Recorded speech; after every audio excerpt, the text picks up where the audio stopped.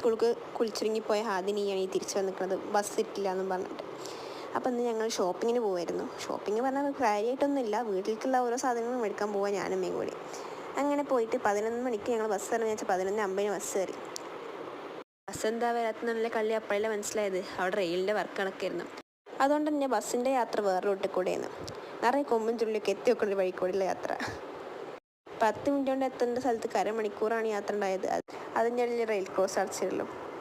അവസാനം ഞങ്ങൾ പട്ടാമ്പി സ്റ്റാൻഡിലെത്തി. അവിടുന്ന് ചെരുപ്പുകൾ കണ്ടപ്പോഴാണ് അമ്മ ജെയിമിന് ചെരുപ്പ് എടുക്കണം എന്ന് ഓർമ്മ വന്നത് മക്ക്. അപ്പോൾ അതിനും ഞങ്ങൾ നോക്കി. അപ്പോൾ അവിടുന്ന് കിട്ടിയില്ല. എന്നിട്ട് വേറൊരു കടയിൽ നിന്ന് ചെരുപ്പൊക്കെ എടുത്തു.